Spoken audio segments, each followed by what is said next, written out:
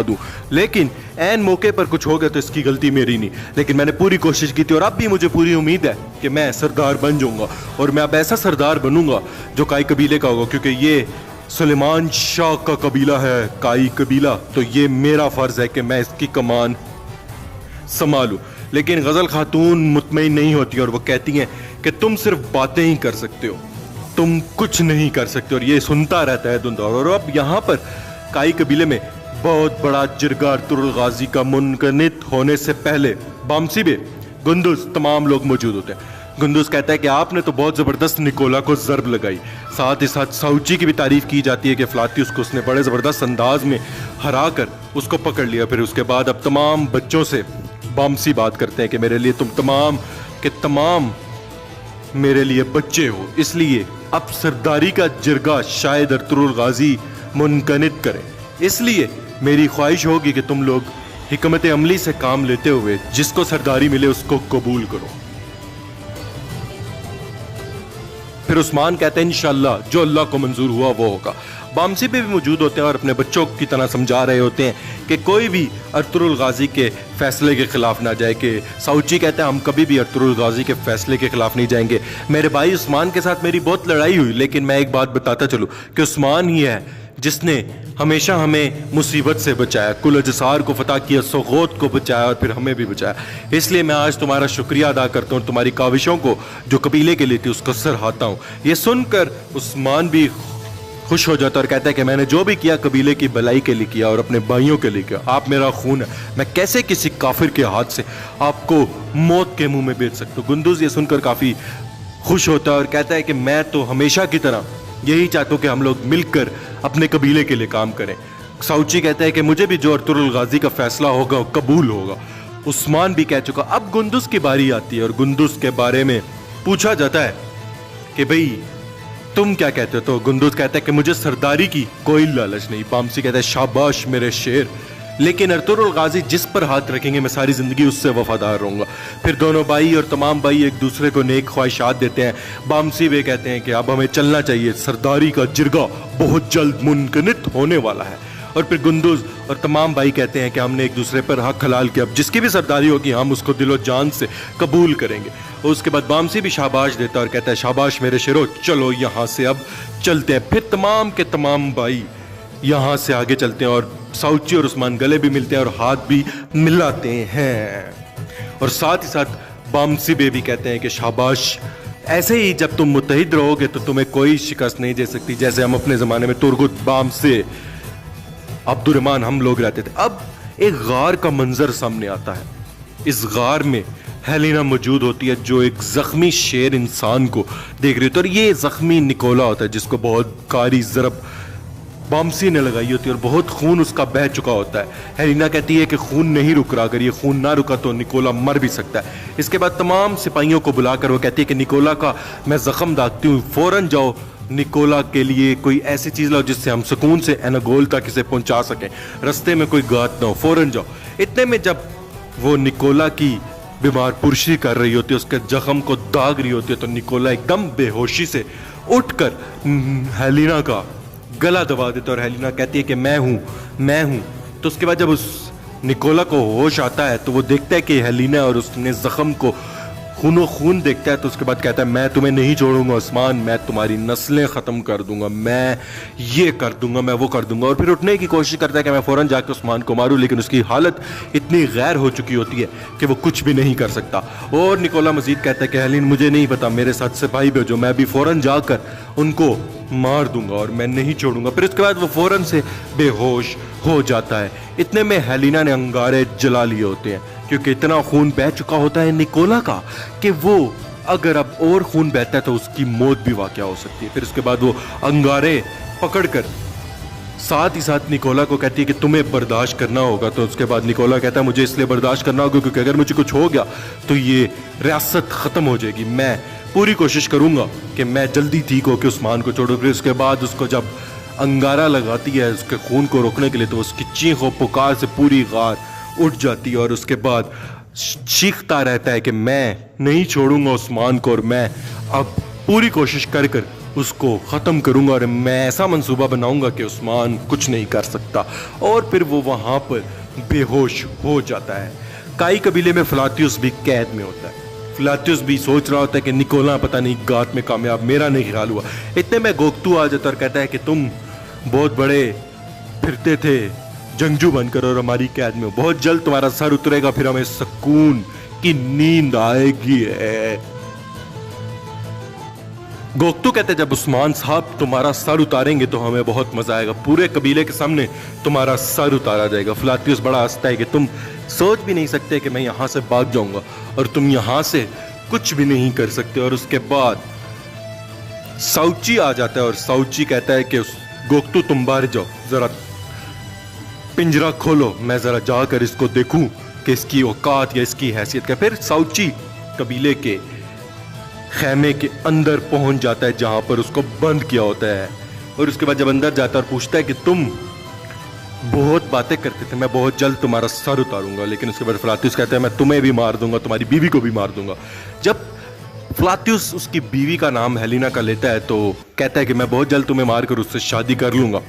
तो उसके बाद साउची को बहुत गुस्सा चढ़ता है। फिर वो साउची उसको पकड़ पकड़ कर इतनी मार मारता है, उसके इतने जख्मों पर ज़रबे लगाता है कि जिससे उसको बेहोशी का आलम आ चुका होता है। कहता है कि आइंदा के बाद अपनी गंदी जुबान से मेरी बीवी का नाम मत लेना। और फिर फ्लातियुस उसको कहता है कि हेलिना, लेकिन उसके बाद फिर उसको बहुत ज़बरदस्त किस्म की कुट पड़ती है, जिसके बाद फ्लातियुस बेहोश हो जाता है।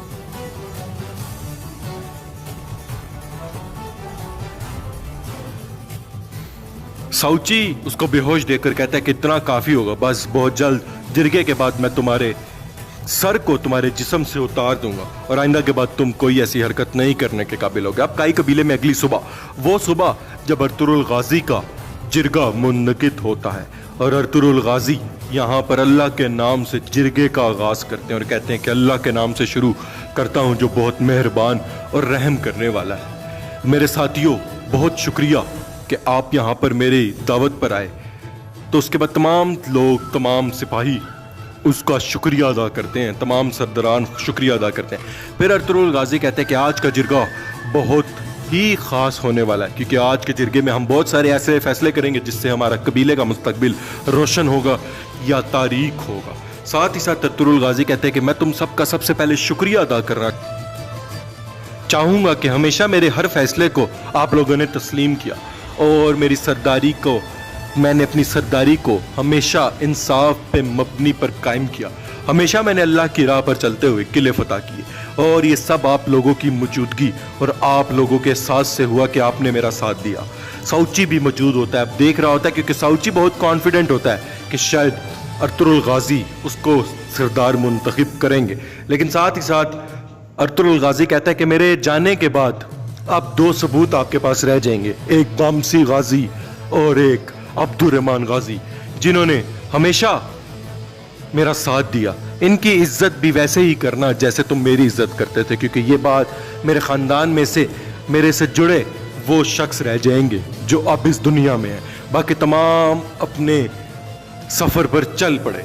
साथ ही साथ तमाम दूसरे खैमे में औरतें भी मौजूद होती हैं, खातून, जो सुन रही होती हैं कि अर्तुरुल गाजी कितनी गमगीन और कितने दुख भरी तकरीर खिताब कर रहे होते हैं। उस्मान बे भी मौजूद होते हैं और उस्मान बे के बारे में भी कहते हैं कि मैं अपने इस बच्चे का शुक्रिया अदा करूंगा जिसने मुझे मरते हुए एक किला और दे दिया और अपने भाइयों को बचाया, सोगोत को बचाया। उस्मान बहुत शेर है। लेकिन अब मुझे बताओ कि अगर मैं तुम लोगों से कोई फैसला लूँ तो क्या तुम लोग कबूल करोगे?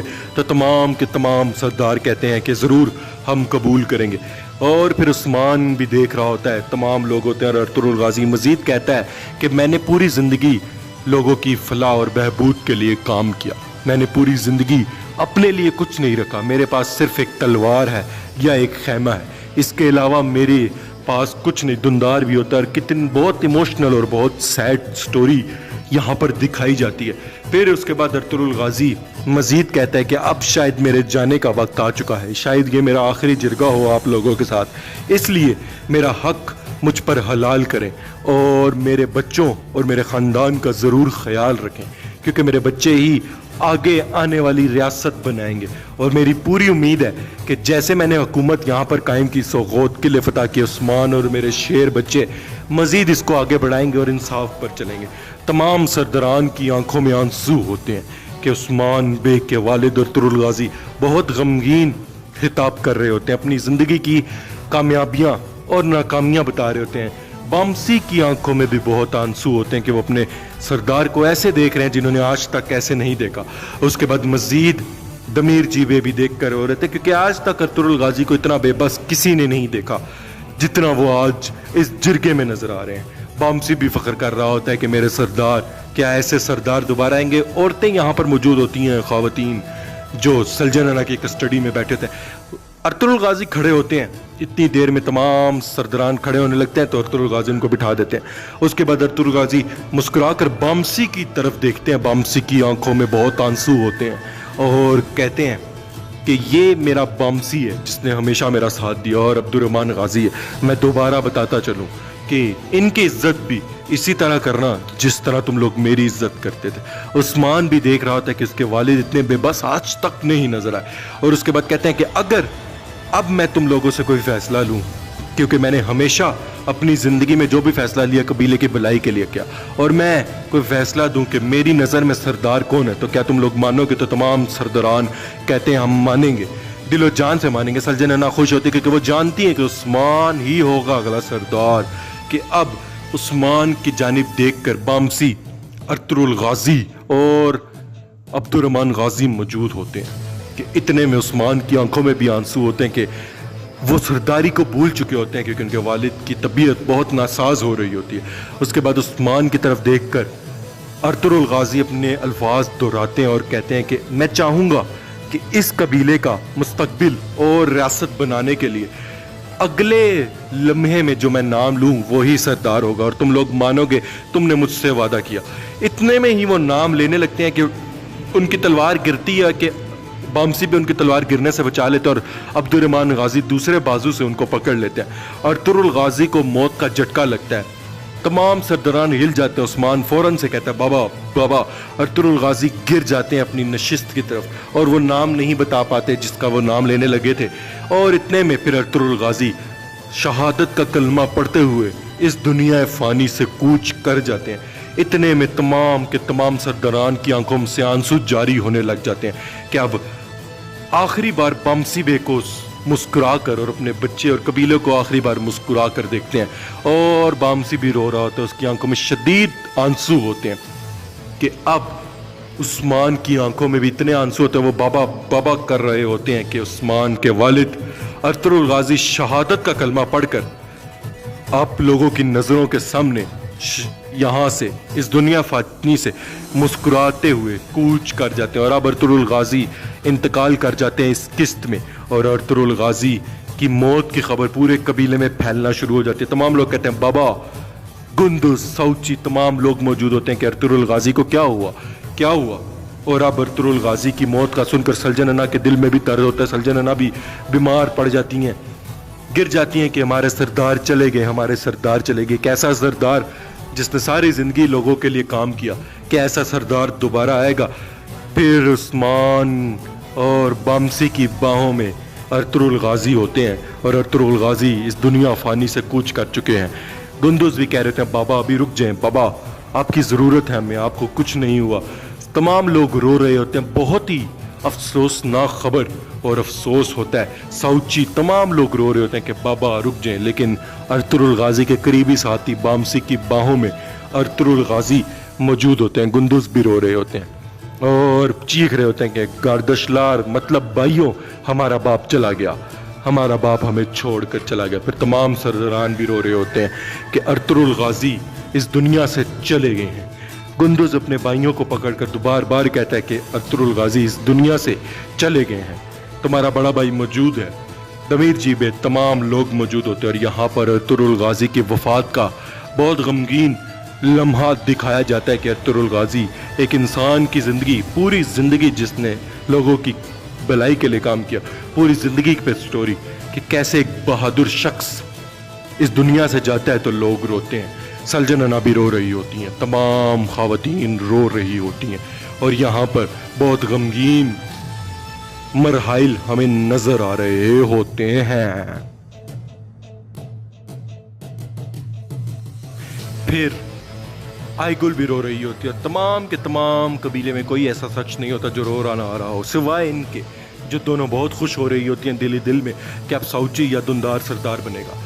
गुंदुज फिर पकड़ कर कहता है कि हमने अपने कबीले को संभालना है मेरे भाइयों, हमने कबीले को संभालना है, इसलिए हमारे बाप के जाने के बाद कोई भी ऐसी हरकत ना हो कि हमारे बाप को वहाँ जाते हुए दुख हो।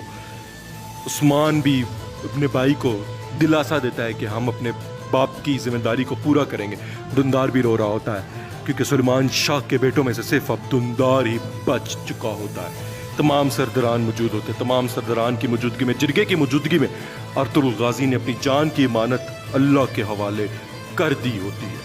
और अब तमाम के तमाम सिपाही, तमाम के तमाम लोग और तीनों भाई मिलकर रो रहे होते हैं कि अर्तुगरुल गाजी मुस्कुराते हुए इस दुनिया फानी से कूच कर चुके। अब उताक के बाहर ऐलान किया जाता है कि अर्तुगरुल गाजी वफात पा चुके हैं।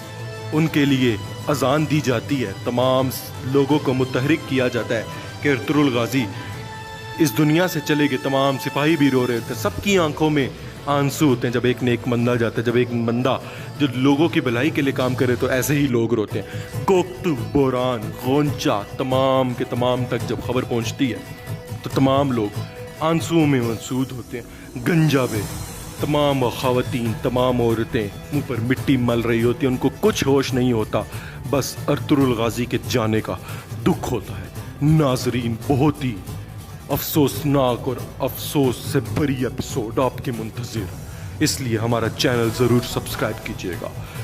अब यहाँ पर फ्लातियुस को जब होश आता है तो उसकी कानों में एक ऐसी आवाज़ दौड़ती है कि अर्तुगरुल गाजी फौत हो चुके, अर्तुगरुल गाजी जा चुके। तो ये सुनकर फ्लातियुस बहुत खुश होता है और कहता है कि बाबा, मैंने आपका बदला तो नहीं लिया, लेकिन अर्तुगरुल गाजी मर चुका, आपको शायद सुकून हो। क्योंकि अहमद पूरे कबीले पर फिर रहा होता है कि अर्तुगरुल गाजी मर चुके, अर्तुगरुल गाजी फौत हो चुके, अर्तुगरुल गाजी इस दुनिया फ़ानी से कूच कर चुके हैं।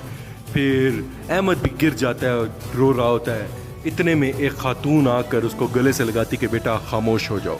लेकिन पूरे कबीले पर आवाज़ गुंजने के बाद, बताने के बाद कि अर्तुगरुल गाजी इस जहान फ़ानी से कूच कर चुके हैं। तो नाजरीन,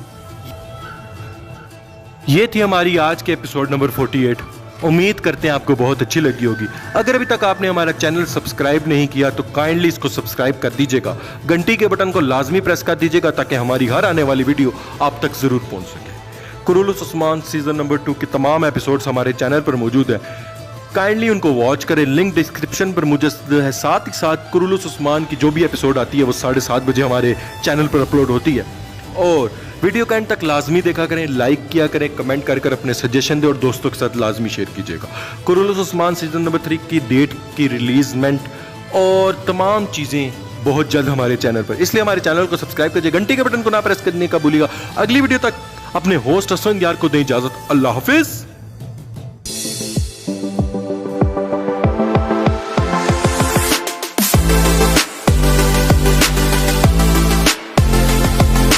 दूसरी जानिब उस्मान बे के वालिद अर्तुगरुल गाजी अजीम जिरगा बुलाकर बैठे हुए होते अपने शेर सिपाहियों का, और तमाम लोगों से बातचीत कर रहे होते हैं और दबा भी रहे होते हैं और कह रहे होते हैं कि मेरी गैर मौजूदगी का इतना फ़ायदा उठाया गया कि सरदारी का आपने जिरगा बुला लिया। गुंदुज बे कहते हैं कि सरदार अर्तुगरुल, जिस पर आप हाथ रखेंगे मैं उसको सरदार तस्लीम करूँगा। उस्मान भी सुन रहा होता है, साथ साथ तमाम लोग यहाँ पर मौजूद होते हैं। फिर अर्तुगरुल गाजी, बामसी बे और अब्दुर्रहमान गाजी की मुशावरत के बाद कहते हैं कि मैं अब कल एक अजीम बहुत बड़ा जिरगा बुलाऊंगा, तो शायद ये मेरी ज़िंदगी का आखिरी जिरगा हो, इसलिए मैं जो फैसला करूंगा वो तुम सबको कबूल करना होगा। तो दुंदार कहता है हमें कबूल होगा, लेकिन हम चाहेंगे कि आप उस जिरगे का फैसला हमें बताएं। लेकिन अर्तुगरुल गाजी गुस्से से देखते हैं, बामसी बे और अब्दुर्रहमान गाजी भी गुस्से से देखते हैं। कितने में साउची बे कहते हैं कि बाबा, हमने कबीले की बेहतरी के लिए ये सब किया था, आप हमसे खफा ना हो। लेकिन अर्तुगरुल गाजी गुस्से से कहता है कि कबीले की बेहतरी इसमें क्या थी कि तुम सरदारों का जिरगा बुला लो उस्मान की गैर मौजूदगी में। फिर उस्मान कहता है कि बाबा आप बिल्कुल ठीक कहते हैं, लेकिन फ़िलहाल हमें जिरगे की बात बाद में करनी चाहिए। हमें निकोला का सर तन से जुदा कर देना चाहिए, क्योंकि निकोला अगर ज़िंदा रहा, उसने अभी जहर भेजे तो कल वो हमारे कबीले पर हमला भी कर सकता है। इसलिए मैं चाहूँगा कि जिरगा अर्तुगरुल गाजी का ही है और हमेशा रहे, लेकिन तब तक हम निकोला का बंदोबस्त कर दे। फिर ये कहता है, और साथ बामसी बे और अब्दुर्रहमान गाजी भी उसकी आम मिलाते हैं कि अजीम सरदार ही वही होता है जो आने वाले ख़तरात को देख सके। अर्तुगरुल गाजी उसकी बातों से काफ़ी मुंतफिक होता है और कहते हैं कि ठीक है, जो फैसला हमने किया है, जो गात हम लगाएंगे वो तमाम लोग मिलकर लगाएंगे। अर्तुगरुल गाजी फिर मज़ीद कहते हैं कि आप सब ने गात लगानी है और अब हम निकोला का सर तन से जुदा कर देंगे। इधर जंगल में उस्मान बे के कहने के मुताबिक निकोला के पास चली जाती है और निकोला गुस्से में शराबूर उसके गर्दन पर चाकू रख कर कहता है कि तुमने सरदारों को जिरगा क्यों नहीं दिया, जिरगे में जहर क्यों नहीं दिया। तो तारगुन खातून कहती है कि मैं नहीं दे पाई, मैं तुम्हें किस तरह बताऊं कि तमाम सरदार अर्तुगरुल गाजी जिंदा होकर बैठ चुके थे नशिस्त पर, तो उसके बाद तमाम लोग मुतहरिक थे, मैं किस तरह जहर देती, मुझे बताओ कि मैं किस तरह तुम उनको जहर देती। ये सुनकर निकोला थोड़ा मद्दम हो जाता है कि वाकई ये मुश्किल सूरत हाल थी। लेकिन उसके बाद तारगुन खातून कहती है कि मेरे पास और कुछ भी है तुम्हें बताने के लिए, अगर तुम चाहो तो सुन सकते हो। उसके बाद फिर उसके गर्दन से चाकू हटा कर निकोला कहता है कि तुम्हारे पास और क्या है बताने को, मुझे बताओ, लेकिन अगर तुमने मुझे नहीं बताया तो अर्तुगरुल क्या मैं तुम्हें भी मार दूंगा। फिलातुस कहता है कि ये हमसे झूठ बोल रही है, मुझे इस पर यकीन नहीं है। इतने में निकोला उसके पेट पर खंजर रखकर कहता है कि मैं यहाँ पर ही चाहूँ तो मैं तुम्हें मार सकता हूँ, लेकिन तुम मुझे बताओ कि तुम क्या चाहती हो और अब क्या होगा आगे। तो उसके बाद तारगुन खातून मुस्कुराती है। अब यहाँ पर उस्मान मज़ीद कहता है कि निकोला ने हम पर मज़ीद जाल बुनाने के लिए तारगुन खातून को यहाँ पर भेजा था, लेकिन तारगुन खातून ने मुझे तमाम बात बता दी कि उनके वालिद साहब वहाँ पर है, इसलिए हम उनके वालिद को बचाएंगे और साथ ही साथ निकोला को भी हासिल करेंगे। गुंदुज इस बात से मुत्तफिक करता है, साउची नहीं मुत्तफिक करता, क्योंकि वो कहता है कि ये बहुत बड़ा खेल होगा। लेकिन अर्तुगरुल गाजी कहता है कि बहुत बड़े खेल खेल कर ही हम यहाँ तक पहुँचे हैं, इसलिए हमें चाहिए कि हम मिलकर एक ऐसी मनसूबाबंदी करें जो हमने की है और निकोला का सर तन से जुदा कर दे। साउची, मुझे तुमसे उम्मीद नहीं थी, लेकिन मैं तुम सब लोगों को बता दूं कि साउची अब सिपा सलार तो है, लेकिन इसके बाद अब अगला सरदार ही उसका फैसला करेगा। उसके बाद अर्तुगरुल गाजी मजीद कहते हैं कि मैं चाहूँगा कि कल एक अजीम जिरगा बुलाया जाए, उसमें मैं अपने फैसले को बताऊंगा कि अगला सरदार कौन होगा और मैं किसकी हिमायत करता हूँ। उस्मान मुस्कुरा कर देखता है। इतने में तारगुन खातून कहती है कि मैं कल उस्मान को तुम्हारे पास लेकर आऊँगी और उस्मान को कहूँगी कि मेरे साथ यहाँ पर चलो जहाँ पर मेरा बाबा कैद है। निकोला ने उसको वहाँ पर कैद रखा हुआ है, फिर तुम उधर उस्मान को पकड़ लेना और मैं अपने वालिद को लेकर वहाँ से चली जाऊँगी, लेकिन मेरी शर्त सिर्फ यही है कि मैं अपने वालिद को लेकर इधर से चली जाऊँगी, फिर मेरा तुमसे कोई लेना देना। फिलातुस भी काफ़ी महसूस होता है कि शायद ये अब सच बोल रही है, लेकिन उसके बाद तारगुन खातून चली जाती है। क्या करो? निकोला कहता है ठीक है, कल हम मनसूबाबंदी कर कर तुम्हारे बाप को ले आएंगे और उस्मान हम ले लेंगे। उसके बाद निकोला कहता है कि मैं जानता हूँ कि ये हमसे फ्रॉड कर रही है, ये हमें धोखा दे रही है, लेकिन हम अपनी गात ज़रूर लगाएंगे। मैं तुम्हें किले जाकर बताऊंगा कि तुमने कहाँ कहाँ पर गात लगानी है, क्योंकि कल बहुत बड़ा खेल होगा। अगर हमने उस्मान को हासिल कर लिया तो ये ज़मीनें हमारी हो जाएंगी और तमाम तुर्क यहाँ से निस्तो नाबूद होकर चले जाएंगे। अब कबीले में उस्मान का भाई साउची अपनी बीवी हेलिन के साथ मौजूद होता है और हेलिना उसको कहती है कि आपने क्यों नहीं नशिस्त हासिल की। तो उसके बाद कहता है कि मेरी गलती थी, अर्तुगरुल गाजी अभी जिंदा है, मैं दुंदार की बातों में आ गया। मुझे क्यों लगता है कि दुंदार शायद हमें इस्तेमाल कर कर उस्मान के खिलाफ कर रहा है। इतने में हेलिना कहती है कि मुझे भी शक है, क्योंकि गज़ल भी बार बार कहते हैं कि साउची सरदार बने, हालांकि दुंदार भी सरदार बन सकता है, लेकिन वो बार बार यही बात करते हैं। इतने में हेलिना कहती है कि मैं अपने बच्चे को कुछ होने नहीं दे सकती, इसलिए मैं चाहती हूँ कि आप सरदार बने ताकि हम खुशी से रहें। इतने में साउची भी सोच रहा होता है कि कैसे दुंदार कहता है कि तुम्हें सरदार बनना है। उसको दुंदार की नीयत पर काफ़ी शक नज़र आता है कि शायद ये शक कर रहा है। इतने में फिर साउची भी कहता है कि मेरे पास तुम्हें बताने के लिए मज़ीद खुशखबरी है, ये खुशखबरी सुनकर तुम खुश हो जाओगे। वो कहती है कि कौन सी खुशखबरी है सरदार? तो उसके बाद बताता है कि तुम्हारा बेटा बायोजा, जिसका मैंने तुम्हें बताया था कि बहुत जल्द यहाँ पर होगा, सिपाही खबर लेकर आया कि वो जंगलों तक पहुँच चुका है और अब यहाँ पर आ जाएगा। तो ये सुनकर हेलिना बहुत खुश होती है कि मेरा बेटा बायोजा आ रहा है, मेरा बेटा बायोजा आ रहा है। और इतनी देर में दोनों बहुत खुश होते हैं कि हमारा बेटा आएगा, फिर हमारी मजबूती और होगी, हमारा बेटा पढ़ लिख कर कबीले वापस आ रहा है, तो हम मिलकर उसकी और परवरिश भी करेंगे और उसकी शादी भी करेंगे। अब कबीले में ही मौजूद तारगुन खातून आग के आगे अपना हाथ रखती हैं और कसम खाती हैं कि मैं उस्मान से मरते दम तक मोहब्बत करूंगी, और कहती है कि कैसे मुमकिन है कि उस्मान मेरे अलावा किसी और की बाहों में मौजूद है। मैं उस्मान से बहुत मोहब्बत करती हूँ, वो उसकी तेज़ धारी, वो उसका तलवार से मुझे बचाना, ये तमाम बातें उसकी सोचती और कहती है कि मैं उस्मान को किसी और के हवाले नहीं करना चाहती। उस्मान ने कैसे मेरी जान बचाई और अब मेरे बाबा को भी बचाएगा। मैं उस्मान से शादी कर कर उसको वारिस दूंगी और साथ ही साथ उसके लिए अपनी जान भी दे दूंगी, लेकिन मैं बाला को भी नहीं छोड़ूंगी क्योंकि उस्मान सिर्फ और सिर्फ मेरा है। वो इस वक्त कैसे बाला के पास हो सकता है? फिर वो तमाम ख्यालात पुराने दोहराती है कि जब उस्मान ने उसको सीधे रास्ते पर आया, उसे मजबूर किया कि वो तमाम बात बताए, और अब वो उस्मान की मोहब्बत में बहुत गिरफ्तार हो चुकी होती है और साथ ही साथ कह रही होती कि मैं उस्मान को हमेशा के लिए अपने लिए पास ले आऊँगी और बाला खातून को इधर से हरा दूंगी और मैं इस कबीले की खातून बनूंगी।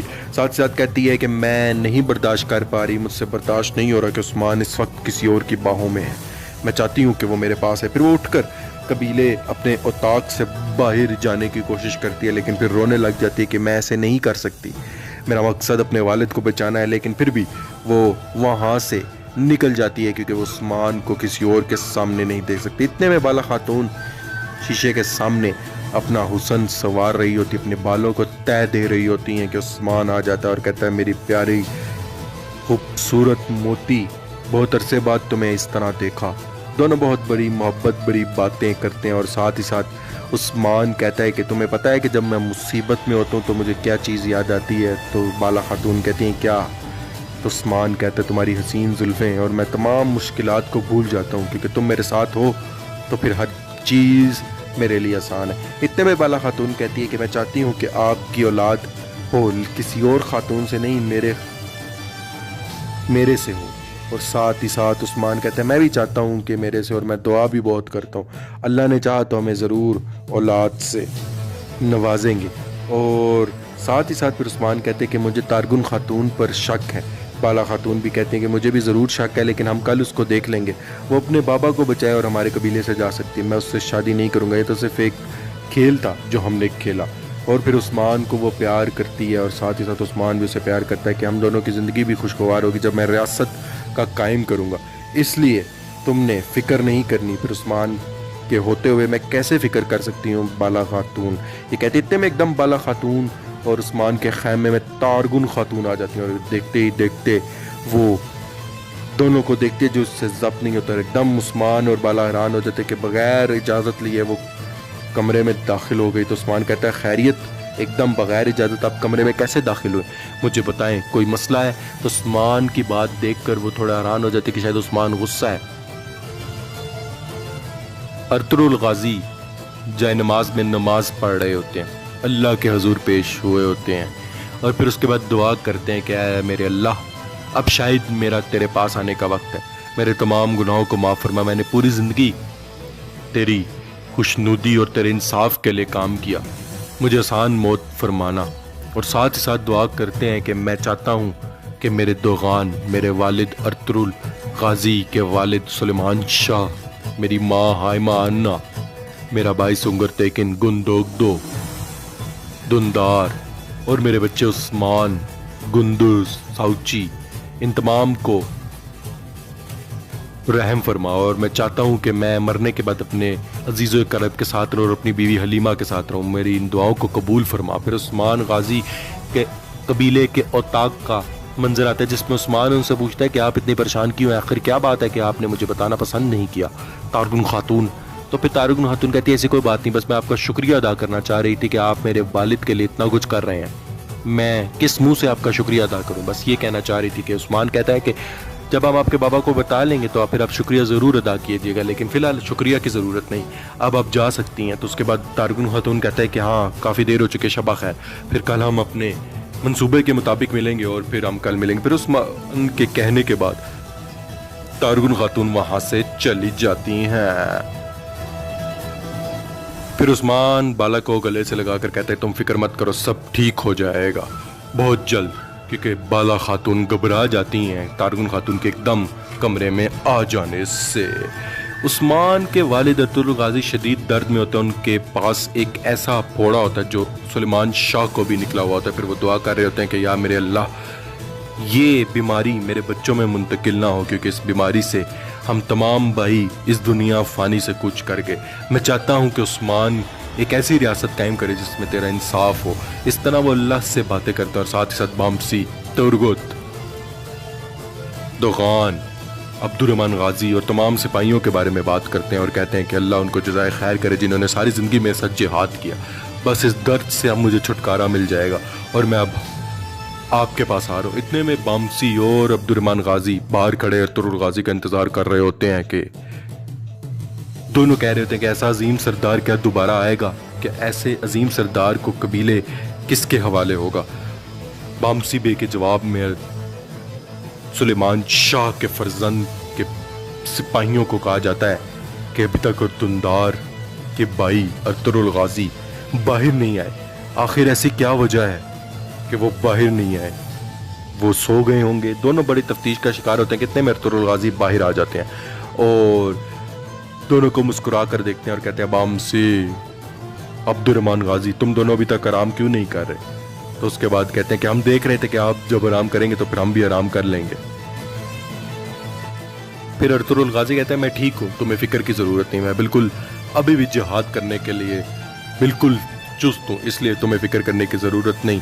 तुम जाओ, दोनों आराम करो, क्योंकि कल एक बहुत बड़ा दिन है। फिर उसके बाद जिरगा भी है, इसलिए जिरगे की भी तैयारी तुम लोगों को करनी है। और तुम दोनों जानते हो कि मैंने तुम दोनों को फरीज़े सर अंजाम दिए हैं और तुम चाहते हो कि मैं अगर खुश हूँ तो फिर मेरे फ़राइज़ को हमेशा अंजाम देना, बेशक मैं कबीले में रहूँ या ना रहूँ। इसलिए अपने फ़राइज़ को कभी मत भूलना और तुम दोनों को अल्लाह खुश रखे जिन्होंने मेरी आखिरी दम तक मेरा साथ दिया। इसलिए हमेशा खुश रहो और जाओ, अब आराम करो, ये मेरा हुक्म है। फिर दोनों कहते हैं कि आप भी आराम करें, हम भी आराम कर लेंगे, लेकिन हमें आपकी फ़िक्र रहती है सरदार।